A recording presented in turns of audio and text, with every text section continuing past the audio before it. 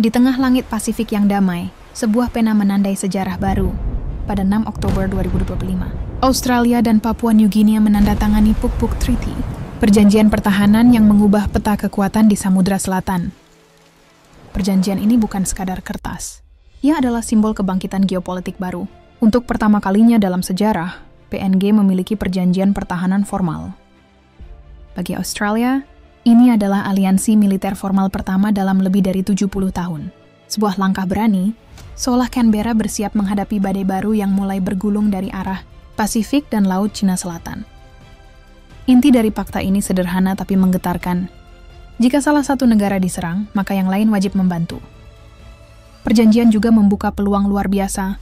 Hingga 10.000 warga, Papua New Guinea dapat bergabung dengan Australian Defence Force, ADF. Sistem baru ini disebut Dual Arrangements, memungkinkan warga PNG bertugas di militer Australia tanpa kehilangan identitas kebangsaan mereka. Namun di balik perayaan ada bisikan ketegangan. Banyak analis menilai Puk-Puk Treaty adalah upaya Australia untuk memperkuat barisan pertahanan terhadap pengaruh China di Pasifik. Perdana Menteri PNG James Marape berdiri tegak di depan bendera dua negara menegaskan, Papua New Guinea tetap berdaulat. Kami tidak akan menjadi pion bagi kekuatan manapun.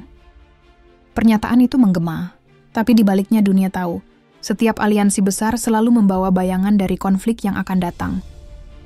China tidak tinggal diam. Beijing memperingatkan PNG untuk tidak menutup jalur. Kerjasama dengan pihak ketiga. Sebuah kalimat diplomatik yang terdengar lembut namun menyimpan pesan tegas.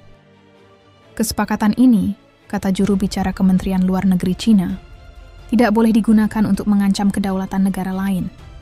Pesan itu jelas diarahkan ke Canberra. Hubungan China dan Australia memang telah lama tegang. Dari sengketa perdagangan hingga isu keamanan maritim, keduanya terus bersaing untuk pengaruh di kawasan Pasifik. Kini, dengan Puk-Puk Treaty, peta kekuatan kembali bergeser. Pasifik Selatan tidak lagi sekadar laut biru, ia menjadi garis depan baru rivalitas global. Para ahli menyebut ini sebagai mini NATO di Pasifik. Perjanjian yang memperluas bayang-bayang militer. Barat semakin dekat dengan wilayah yang selama ini dianggap ruang netral. Namun di Port Moresby, sebagian rakyat merasa ragu, apakah ini langkah menuju keamanan atau awal dari keterlibatan PNG dalam konflik besar yang bukan miliknya.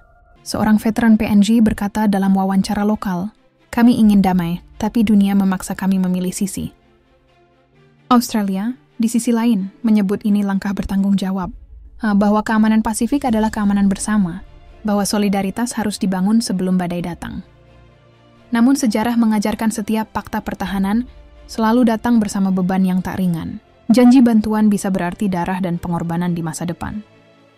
Dengan latar ketegangan Laut Cina Selatan, ekspansi militer Beijing, dan rivalitas Washington-Beijing, Puk-Puk Treaty muncul seperti percikan api kecil di hutan kering.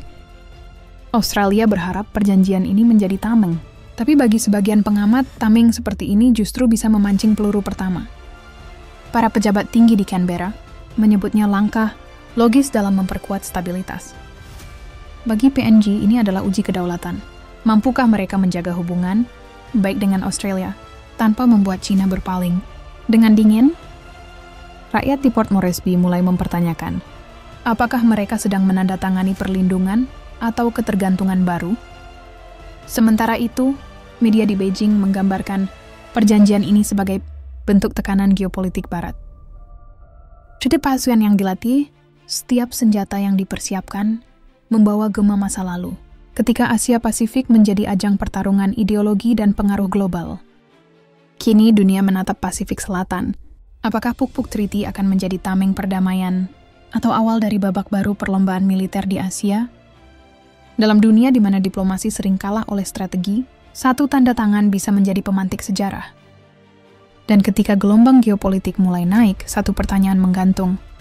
Apakah Puk-Puk Treaty akan menjaga kedamaian, atau justru menenggelamkannya?